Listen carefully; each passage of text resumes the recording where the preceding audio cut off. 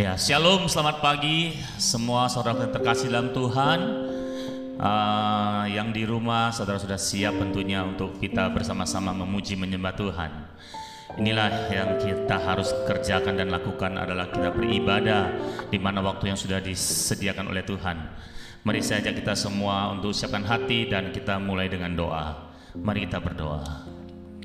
Terima kasih Tuhan, Engkau Bapa yang baik.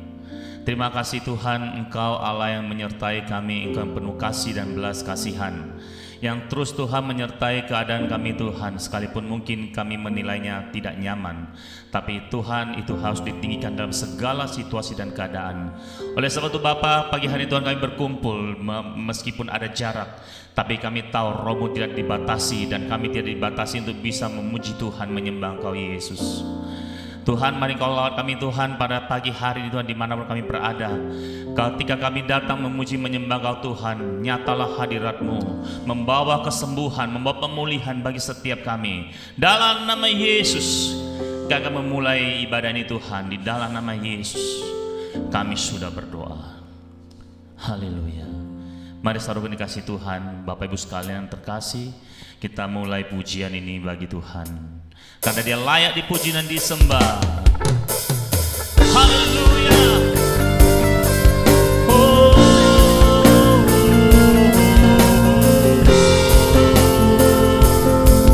Engkau yang ajaib, Engkau Tuhan Yesus. Sama-sama katakan, alam semesta melukiskan kebesaran Tuhan, bumi dan surga menyanyikan kemuliaan nama-Mu.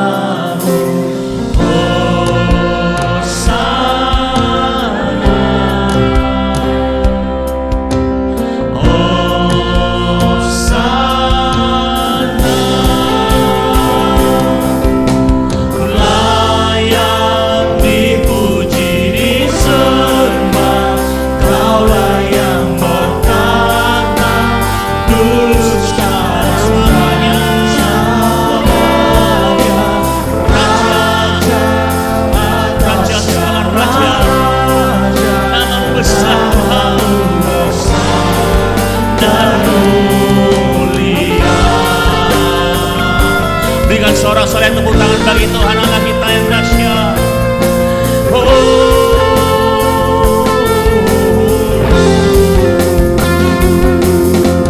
Terpujilah Tuhan. Sekali yang pujian ini. Alam semesta melukiskan kebesaran Tuhan,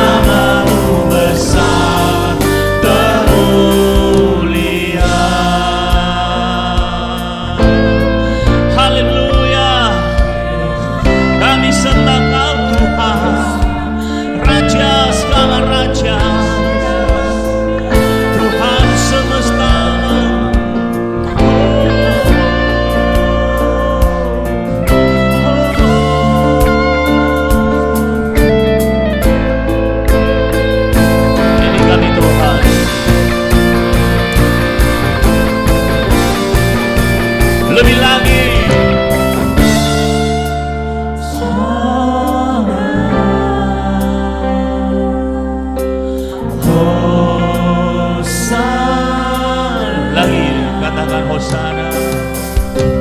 Hosana. Sekali lagi lebih tinggi.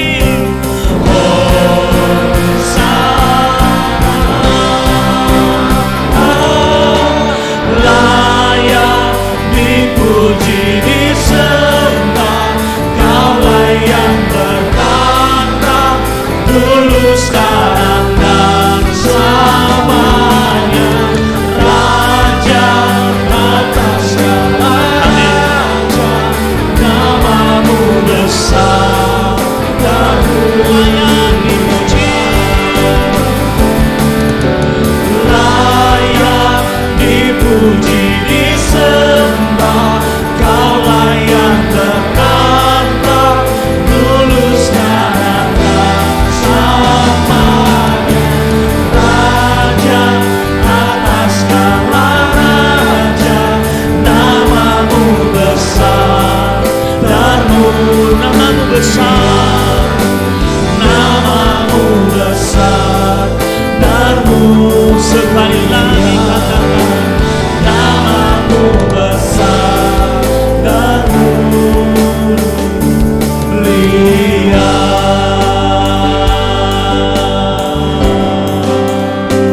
Namamu yang besar dan mulia Tuhan, itu yang kami agungkan.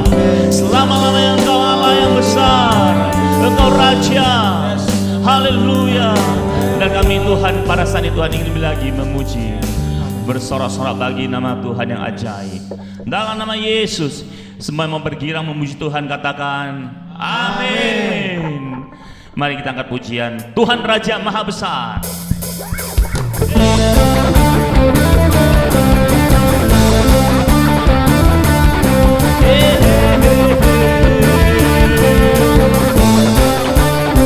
Ayo. Raja Maha Besar, mari datang menyembah Dia. Tuhan Raja Maha Besar, mari datang menyembah Dia.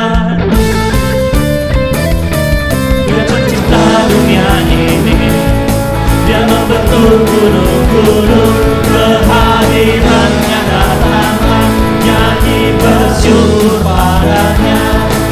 Dengan bersuka bernyanyilah, Dia bantu keselamatan, puji Dia. Tuhan Raja Maha Besar. Sekali lagi angkat pujian ini dari awal. Tuhan Raja Maha Besar, mari datang menyembah Dia. Tuhan Raja Maha Besar, Tuhan Raja Maha Besar,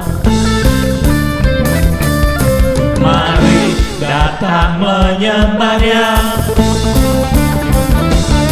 Dia pencipta dunia ini, Dia membentuk gunung-gunung, kehadirannya datanglah, nyanyi bersyukur padanya.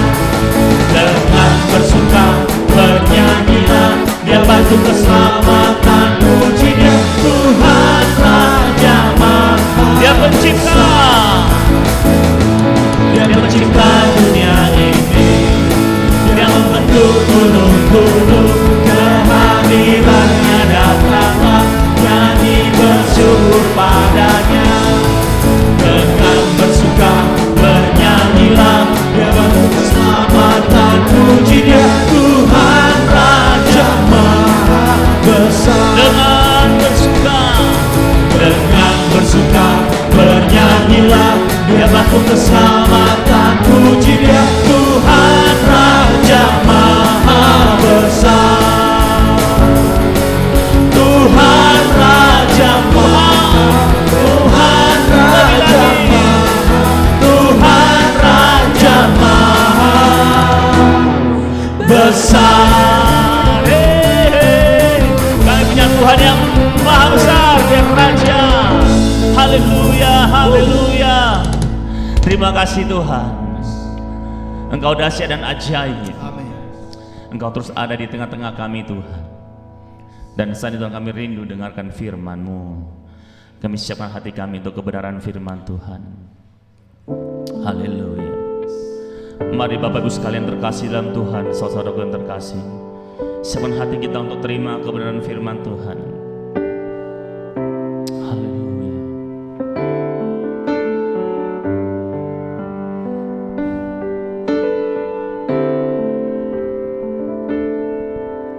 Hatiku tenang berada dekatmu, Kaulah jawaban hidupku.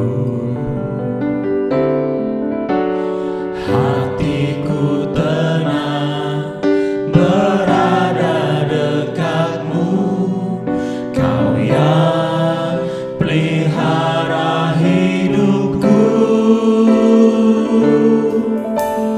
Pertolonganmu begitu ajaib, Kau telah memikat hatiku. Di saat aku tak sanggup lagi, di situ tanganmu bekerja. Pertolonganmu begitu ajaib, Kau telah memikat hatiku. Kini mataku percaya kepada tertuju pada Pegang ku rasa biarlah kami rasakan kasih-Mu Tuhan. Kita angkat pujian ini sekali lagi dari awal. Hatiku tenang, kami punya Tuhan Allah yang besar, yang maha kuasa, yang mengasihi kami dengan sempurna. Kami katakan terima kasih Yesus. Terima kasih Tuhan. berada dekatmu, Kau yang pelihara hidupku. Pertolonganmu Begitu ajaib, begitu ajaib, Kau telah memikat hatiku. Di saat aku tak sanggup lagi, di situ tanganmu bekerja.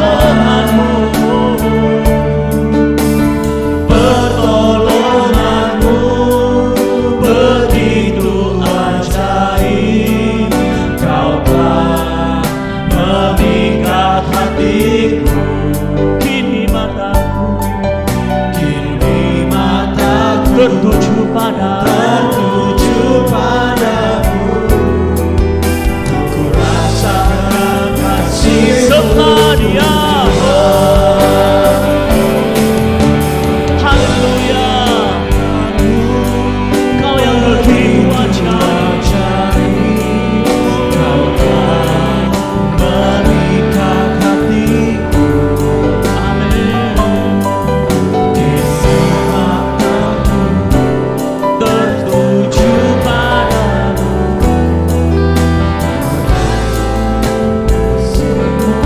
Untuk pertolongan-Mu, Pertolonganmu begitu ajaib, Kau telah memikat hatiku. kini mataku Kini mataku tertuju padamu, ku rasakan kasih-Mu. kini mataku Kini mataku tertuju padamu, ku rasakan kasih-Mu. kini mataku Kini mataku tertuju padamu, ku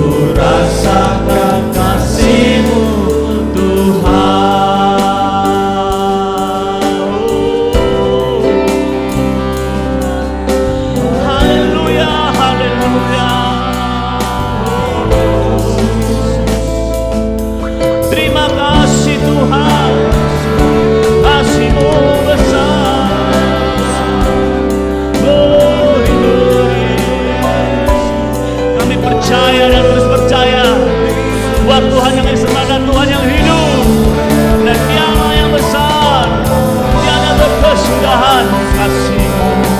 Kerajaan-Mu kekal, nama-Mu ajaib, nama Yesus Tuhan.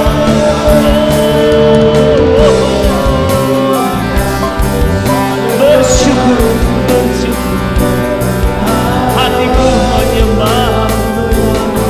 Dan ini kami Tuhan, kami umat-Mu bersehati menyembah Kau Yesus, Raja kami yang hidup, yang berkuasa selama-lamanya. Kau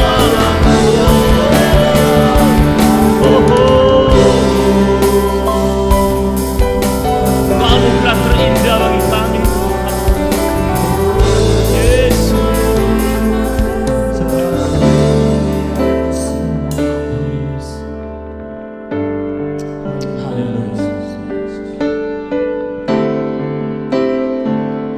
Yesus, Kau anugerah terindah dalam hidupku. Kau sungguh berarti di setiap jalanku, dan anugerah-Mu selalu mempesonaku. Yesus, Kau termanis, Yesus, Kau termanis di dalam hidup. Sekali lagi kami undang hamba-Nya. Yesus, Kau anugerah terindah dalam hidupku. Kau sungguh berarti di setiap jalanku, dan anugerah-Mu selalu mempesonaku. Yesus, Kau terbaik, Yesus, Kau termanis di dalam hidupku. Yesus, Kau anugerah terindah dalam hidupku. Kau sungguh berarti di setiap jalanku, dan anugerah-Mu selalu mempesonaku. Yesus, Kau terbaik, Yesus, Kau termanis di dalam hidupku. Haleluya Yesus. Benar Tuhan, Engkau adalah yang terbaik, Engkau adalah yang termanis di dalam kehidupan kami anak-anak-Mu Tuhan. Terima kasih Tuhan untuk kehadiran-Mu di dalam kehidupan kami. Terima kasih untuk pengenalan yang Kau berikan kepada kami terhadap Engkau Tuhan. Terima kasih Tuhan untuk waktu yang terbaik kami bisa saat ini Tuhan beribadah Tuhan, walaupun kami tidak berjumpa muka dengan satu sama lain, tapi kami percaya bahwa Roh-Mu mempersatukan kami dimanapun kami berada Tuhan. Terima kasih Tuhan. Kini saatnya kami akan men-sharingkan sebagian dari firman-Mu. Bapa, pakai hamba-Mu ini menjadi saluran berkat-Mu hari ini Tuhan, dan biarlah Tuhan kami yang mendengarnya Tuhan semuanya diberkati Tuhan. Terima kasih, kami siap untuk mendengar, men-sharingkan firman-Mu hanya di dalam nama Tuhan Yesus Kristus. Haleluya, amin. Shalom semuanya. Untuk semua teman-teman yang ada di rumah, shalom semuanya. Saya berharap saya percaya bahwa Anda baik-baik saja ya, karena saya percaya bahwa Tuhan yang sama, Tuhan yang menjaga kami, Anda dan saya adalah Tuhan yang berkuasa ya. COVID tidak bisa menghalangi akan berkat-berkat yang akan diberikan kepada Anda dan saya. Oke, hari ini saya langsung mulai. Hari ini saya diberi topik tentang sentralitas dari kerajaan Allah, sentralitas dari kingdom ya. Ya, ada satu hal yang saya mau buka ya. Mungkin selama ini banyak yang terjadi misunderstanding antara gereja-gereja dengan pengajaran Yesus sendiri dengan apa yang kita praktekkan di dalam kehidupan gereja kita sehari-hari ya. Oke, Anda dan saya harus tahu bahwa Yesus datang ke dunia ini bukan untuk membuat sebuah agama baru, ya. Yesus datang ke dunia ini bukan untuk membuat sebuah agama baru. Inti dari pelayanan Yesus dan pesan dari Yesus adalah kerajaan Allah, ya. Kalau perjanjian lama banyak bicara tentang bagaimana dosa itu begitu kuat, ya, dalam perjanjian lama, akan tetapi di perjanjian baru ditekankan bahwa bagaimana kekuatan dari kasih karunia itu sendiri. Dan saya percaya bahwa kedatangan Yesus adalah sebuah kasih karunia bagi kita semua anak-anaknya, ya. Dan Anda tahu bahwa selama Yesus melayani, orang yang paling banyak menentang Yesus saat itu bukanlah orang-orang Romawi, akan tetapi para ahli Taurat, ya. Kenapa? Karena pada saat itu Yesus dianggap banyak melanggar peraturan agama pada saat itu. Contoh di Matius 15 ayat 1-3, saya bacakan saja. Matius 15 ayat 1-3, kemudian datanglah beberapa orang Farisi dan ahli Taurat dari Yerusalem kepada Yesus dan berkata, "Mengapa murid-muridmu melanggar adat istiadat nenek moyang kita? Mereka tidak membasuh tangan sebelum makan." Tetapi jawab Yesus kepada mereka, "Mengapa kamu pun melanggar perintah Allah demi adat istiadat nenek moyangmu?" Kita lihat bahwa sering sekali dalam cerita Yesus kita melihat bahwa terjadi pertentangan antara Yesus dengan para ahli Taurat, ahli Farisi, ya. Dan kita tahu hari-hari ini, tahun ini visi dari GAP Kelapa Gading sendiri, ya, saya bacakan lagi, mungkin banyak dari kita yang sudah lupa, mungkin saya ingatkan hari ini. Visi GAP Kelapa Gading ialah menjadi gereja yang memperluas kerajaan Allah, mengajarkan dan menghidupi nilai-nilai kerajaan Allah sehingga memiliki kehidupan yang berubah dan berdampak, ya. Kita mengajarkan dan menghidupi nilai-nilai kerajaan Allah sehingga memiliki kehidupan yang berubah dan berdampak. Dan bagaimana kehidupan Anda dan saya akhir-akhir ini? Apakah COVID menghalangi kita untuk berubah, menghidupi nilai-nilai kerajaan Allah? Saya berharap tidak, ya. Anda tahu bahwa apa yang kita hidupi itu disebut prinsip. Tetapi apa yang kita ajarkan dari prinsip kita itu disebut nilai. Dan apa yang kita lakukan bersama-sama itu menjadi sebuah budaya. Dan budaya itu adalah kumpulan dari sikap hati, kebiasaan-kebiasaan, dan kepercayaan-kepercayaan yang membedakan satu kelompok dari satu kelompok yang lain. Dan seperti tadi yang saya katakan bahwa kita di Gereja Anugerah Bethesda ini ingin membuat sebuah budaya, yaitu apa? Budaya hidup warga kerajaan Allah, ya. Itulah sebabnya mungkin kalau Anda perhatikan selama tahun ini kami banyak berbicara mengenai karakter-karakter kerajaan Allah, ya. Mungkin tahun depan kami akan tetap menggaungkan ini, karena saya percaya bahwa ini adalah inti dari pelayanan Yesus sendiri, yaitu untuk mendatangkan kerajaannya di atas muka bumi ini melalui siapa? Melalui Anda dan saya, ya. Nah, di Matius 9 ayat 16 dan 17, Matius 9 ayat 16 dan 17 berkata begini, "Tidak seorang pun menambalkan secari kain yang belum susut kepada baju yang tua, karena jika demikian kain penambal itu akan mencabik baju itu, lalu makin besarlah koyaknya. Begitu pula anggur yang baru tidak diisikan ke dalam kantong kulit yang tua, karena jika demikian kantong itu akan koyak sehingga anggur itu terbuang dan kantong itu pun hancur. Tetapi anggur yang baru disimpan orang di dalam kantong yang baru pula, dan dengan demikian terpeliharalah kedua-duanya." Ya, ini dengan kata lain begini, kita tidak bisa memasukkan prinsip-prinsip kerajaan yang Yesus ajarkan, dengan di sisi lain kita masih berpikir atau mempunyai pola pikir yang agamawi, ya, atau tradisi. Kita harus mengeluarkan cara berpikir kita yang agamawi itu, tradisi itu, baru kemudian kita bisa memasukkan cara berpikir yang Yesus ajarkan, yaitu cara berpikir mentalitas kerajaan Allah, ya. Karena kita tidak mungkin bisa menyimpan apa yang melakukan apa yang Yesus ajarkan, sedangkan kita sendiri masih memegang adat istiadat agamawi yang kita laksanakan mungkin beberapa saat yang lalu, ya. Anda tahu bahwa Yesus pernah berkata bahwa orang itu dikenal dari buahnya. Pernah nggak Anda ketemu dengan seseorang yang berbicara mungkin dengan logat tertentu?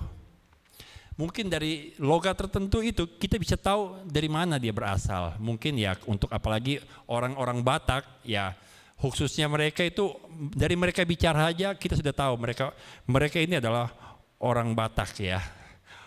Dari situ orang bisa mengenal budayanya juga. Nah, begitu juga dengan apabila kita memiliki gaya hidup kerajaan Allah, menghidupi prinsip-prinsip yang Yesus ajarkan, orang baru bisa mengenal kita bahwa kita adalah orang-orang warga kerajaan Allah ya. Apa sih? Misalnya contoh apa? Biasanya memiliki kasih, iman, kebaikan, penguasaan diri dan sebagainya. Itulah yang selama ini kita telah bahas ya. Dan saya berharap apa yang telah kita bahas selama ini kita harus praktekkan. Jangan itu hanya menjadi sebuah pengetahuan. Nah, kemudian saya masuk apa yang dimaksud dengan cara berpikir kerajaan Allah ya, kingdom. Kingdom itu berasal dari dua kata king, domain. King raja, domain daerah.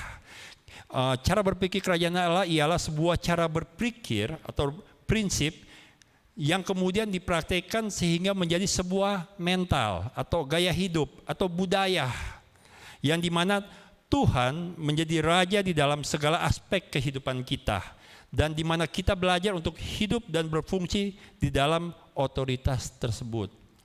Anda ingat Yesus berkata kepada murid-muridnya, sembuhkan orang sakit.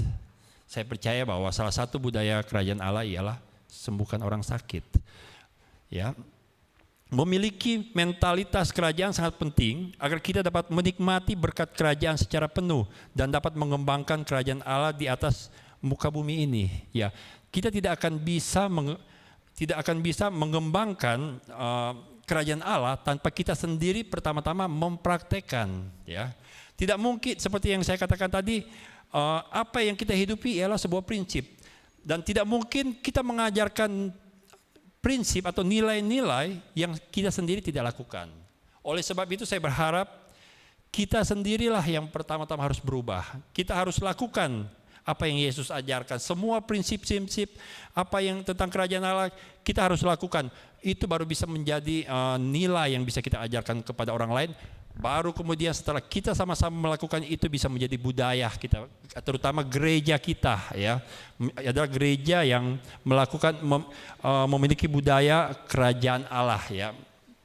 Kemudian hari ini saya mau membandingkan kerajaan Allah itu dengan agama. Saya browsing ya, apa sih arti definisi dari agama? Ini yang saya dapat. Agama ialah sebuah usaha dari manusia untuk mengenal dan menyembah Tuhannya yang dipercayai dapat memberikan kesejahteraan dan keselamatan hidup yang taat kepadanya dengan cara melakukan berbagai ritual penyembahan sebagai bukti bakti manusia kepada Tuhannya. Ya.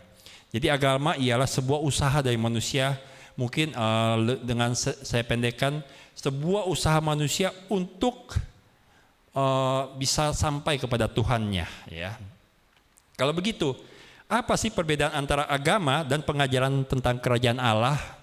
Nah, saya ada catat, ada di sini ada kurang lebih ada 5 lah. Saya percaya masih banyak lagi, cuma yang saya angkat hari ini 5 ya. Inilah perbedaan antara agama dan pengajaran tentang kerajaan Allah. Yang pertama, agama mempersiapkan manusia untuk meninggalkan dunia ya. Sedangkan pengajaran kerajaan Allah Yesus mengajarkan kita untuk berdampak, berpengaruh, dan merubah dunia itu ya. Agama mempersiapkan manusia untuk meninggalkan dunia Allah. Kita akan mati, kita akan kemana? Tetapi Yesus mengajar tidak. Dari dunia ini kita harus berdampak. Ya, itu menjadi fokus. Dan yang kedua, agama berfokus kepada surga. Setiap agama mengajarkan bagaimana supaya bisa sampai ke surga ya, ketika mati kita bisa ke surga. Tentang kerajaan Allah, fokus ialah bumi atau dunia ini. Kenapa? Anda ingat Yesus berkata, bertobatlah karena kerajaan Allah sudah dekat. Bukan bertobatlah supaya kamu masuk surga. Itu artinya apa?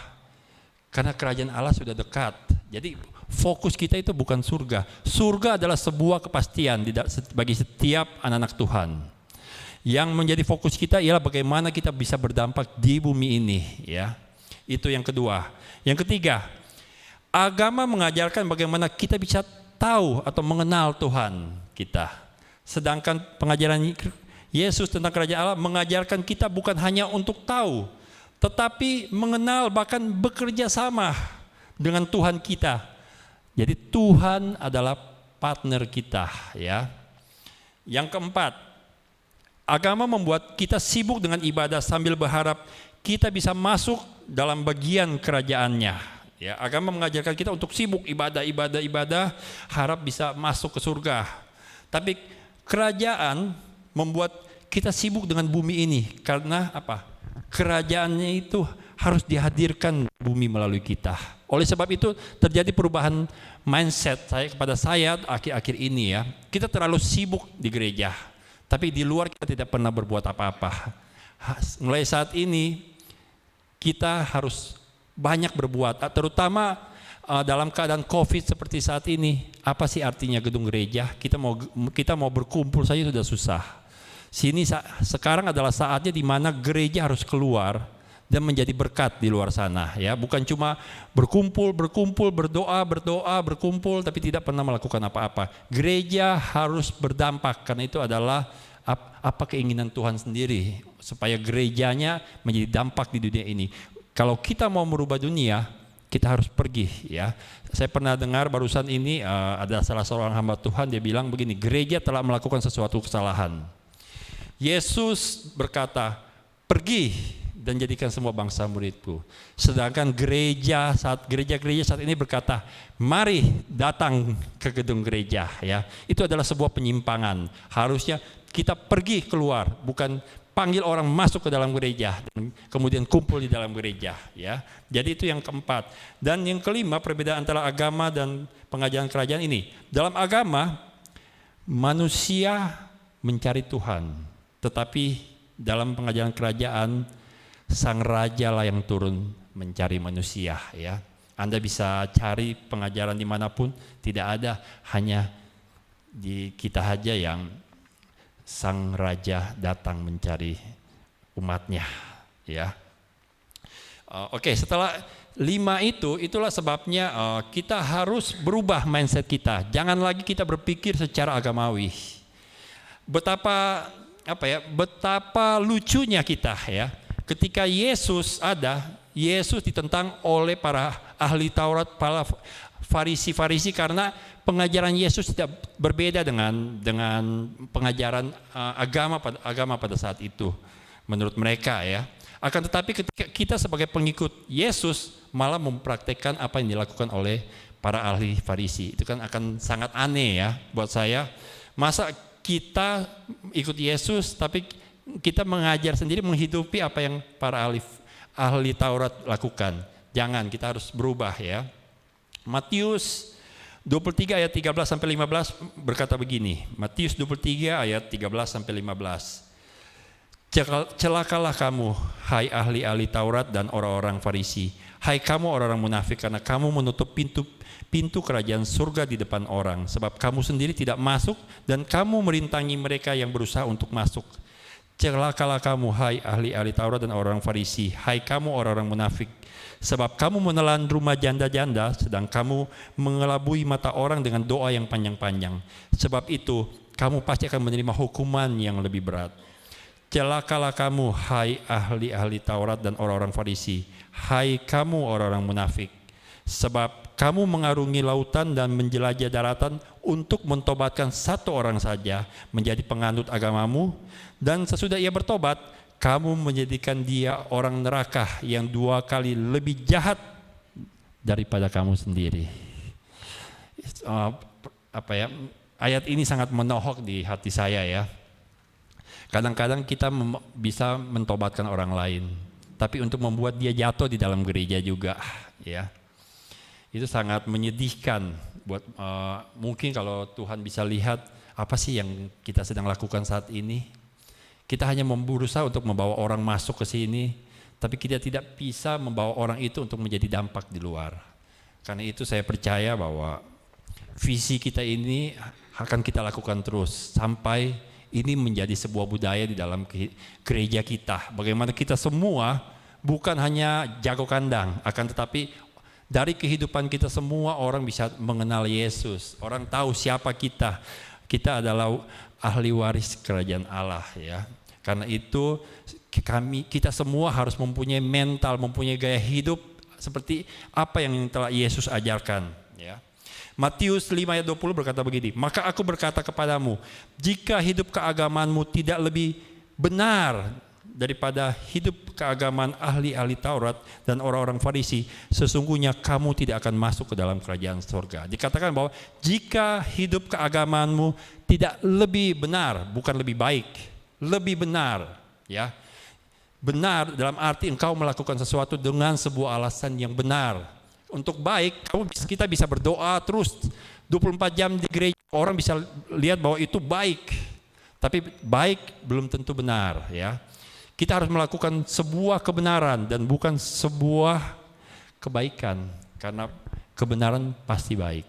Kalau baik belum tentu benar, ya. Oke. Pernahkah Anda menemukan sebuah kunci, tapi ketika kunci itu kita temukan, kita tidak tahu untuk apa kunci itu? Sebuah kunci tidak akan berguna selama kita tidak tahu untuk apa dan di mana kita bisa pergunakan kunci itu, ya.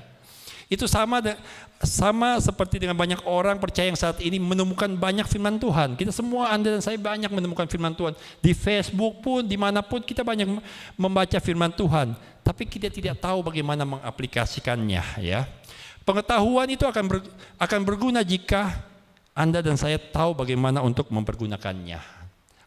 Kalau tidak, maka itu hanya menjadi sebuah informasi belaka. Itu hanya menjadi sebuah slogan-slogan di wall kita. Mungkin kita bisa menaruh sebuah ayat yang baik. Tapi kalau kita tidak bisa mengaplikasinya, apa gunanya? Itu hanya sebuah slogan saja, ya. Karena itu kita harus mengerti dulu konsep tentang kerajaan Allah, baru kita bisa berpikir dengan cara pikir atau mentalitas kerajaan Allah, ya. Untuk cara berpikir, mentalitas semua saya tidak akan singgung hari ini, karena itu adalah bagian nanti ada di teman-teman. Saya hari ini hanya bertugas bahwa apa sih sentralitas dari kerajaan itu sendiri, ya. Seperti saya katakan tadi bahwa Yesus, inti dari pengajaran Yesus adalah kerajaan Allah, ya. Kolose 2 ayat 20 sampai 23 berkata begini. Saya baca ini saya sangat kaget lah, ya. Kolose 2 ayat 20 sampai 23. Apabila kamu telah mati bersama-sama dengan Kristus dan bebas dari roh-roh dunia, mengapakah kamu menaklukkan dirimu pada rupa-rupa peraturan seolah-olah kamu masih hidup di dunia? Jangan jamak ini, jangan kecap itu, jangan sentuh ini. Semuanya itu hanya mengenai barang yang binasa oleh pemakaian dan hanya menurut perintah-perintah dan ajaran-ajaran manusia. Peraturan-peraturan ini, walaupun nampaknya penuh hikmat dengan ibadah buatan sendiri, seperti merendahkan diri, menyiksa diri, tidak ada gunanya selain untuk memuaskan hidup duniawi, ya. Hari-hari ini saya mulai belajar untuk memisahkan yang mana yang agamawi, mana yang bukan, mana yang esensi, mana yang bukan. Contoh, ya, kita mungkin zaman dahulu dikasih tahu untuk pelayanan, misalnya, ya, pelayanan cewek harus pakai rok. Buat saya itu nggak esensi, ya. Yang penting kamu sopan, silakan. Itu adalah contoh kecil dari bagaimana agamawi, ya, yang pemikiran agamawi menurut saya dan bukan.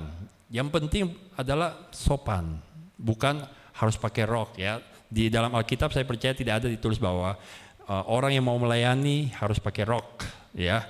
Oke, saya bisa minta pemusik untuk maju ke depan.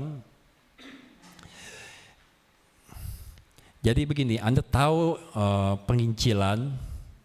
Penginjilan itu dari kata aslinya berarti begini. Ketika bangsa Romawi menguasai sebuah daerah, maka dia akan mengirim utusan-utusan itu untuk menata daerah yang mereka baru kuasai itu, dan mereka akan menatanya seperti di Roma. Kenapa? Di situ akan ditaruh patung kaisar, semua bahkan sampai bahasa pun mereka harus memakai bahasa Romawi. Ya. Mereka menghilangkan semua khas dari daerah situ. Kenapa? Supaya daerah itu jadi mirip seperti di Roma. Anda tahu kenapa lagi? Supaya ketika sang kaisar Roma, kaisar tertinggi itu turun ke daerah situ, dia akan merasakan bahwa dia itu seperti berada di Roma. Tahukah Anda bahwa Anda dan saya adalah Tuhan taruh di sini di dunia ini untuk apa? Untuk menjadikan bumi ini seperti di surga. Melalui kita akan menciptakan suasana surga di bumi ini, supaya apa? Ketika sang raja turun ke bumi, dia akan mendapatkan bahwa bumi seperti di surga.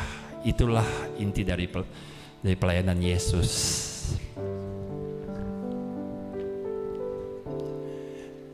Ya Roh Kudus berhembus sekarang, berhembuslah di tempat ini, mengalirkan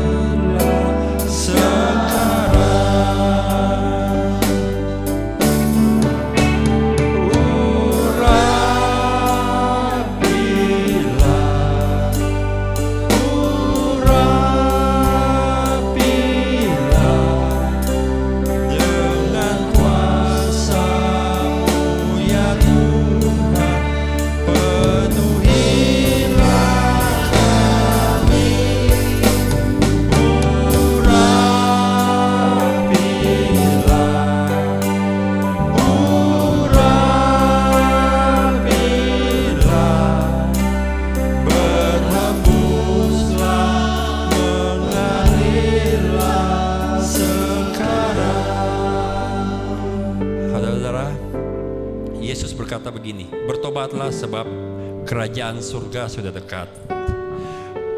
Pesan Yesus itu artinya begini, bertobatlah sebab kerajaan surga bisa dan akan hadir di kehidupan Anda dan saya.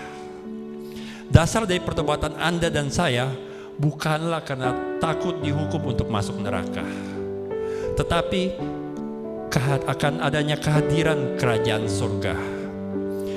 Pertobatan kita pertobatan yang bukan karena ketakutan, ya, tapi karena adanya sebuah pengharapan baru bahwa hidup yang di dunia ini seperti di neraka saat ini, penuh dengan depresi, kekecewaan, kekerasan, semua itu bisa dirubah menjadi seperti di surga. Bagaimana caranya? Ketika kita ikut jalan Yesus. Itulah arti dari pertobatan. Kita berubah dari cara berpikir kita yang duniawi. Kita masukkan ke dalam kita apa yang Yesus ajarkan, bagaimana untuk hidup di dalam kerajaannya. Percayalah, maka kehidupan Anda dan saya akan berubah. Kita ada di gereja ini bukan hanya sebagai penonton. Tuhan ingin Anda dan saya sama-sama menjadi partner daripada Tuhan. Kita sama-sama bekerja.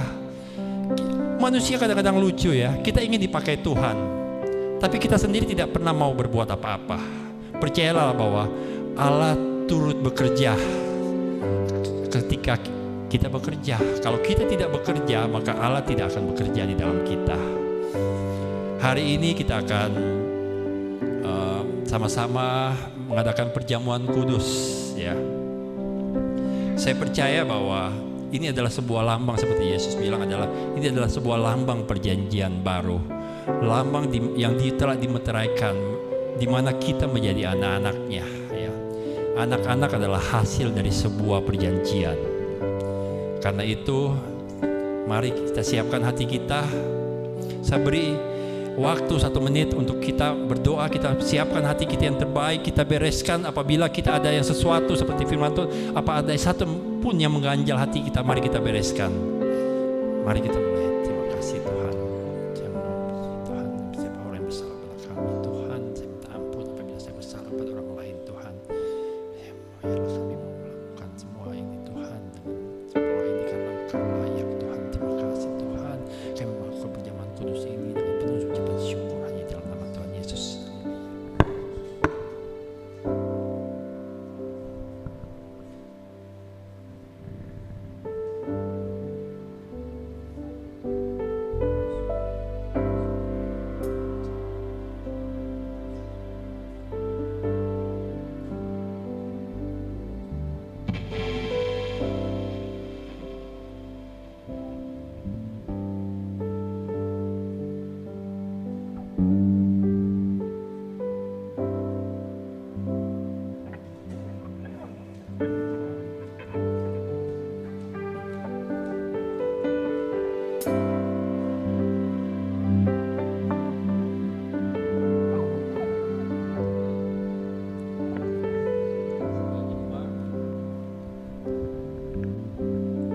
Saudara di rumah, mari kita angkat roti tinggi-tinggi dengan tangan kanan. Dengarkan kebenaran firman Tuhan. Sebab apa yang telah aku teruskan kepadamu, telah aku terima dari Tuhan Yesus. Pada malam waktu ia diserahkan mengambil roti, dan sesudah itu ia mengucap syukur atasnya. Ia memecah-mecahnya dan berkata, inilah tubuhku yang diserahkan bagi kamu. Perbuatlah ini menjadi peringatan akan aku. Kita makan roti ini yang adalah lambang dari tubuh Yesus, dalam nama Tuhan Yesus.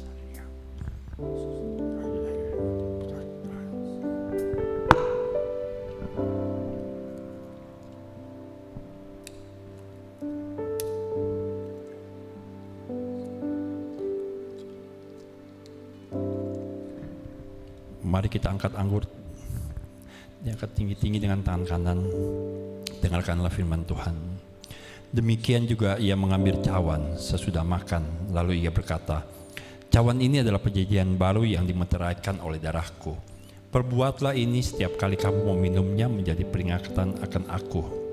Kita minum anggur ini yang adalah lambang dari darah Yesus yang telah menyucikan dosa-dosa kita, dalam nama Tuhan Yesus.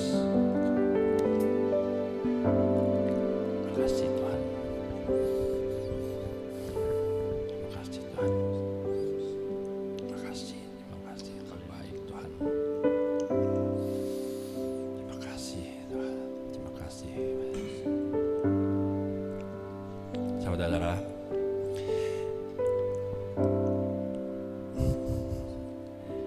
kita adalah anak-anak kerajaan Allah. Jangan pernah kita menurunkan standar hidup kita hanya supaya kita bisa masuk ke dalam dunia ini.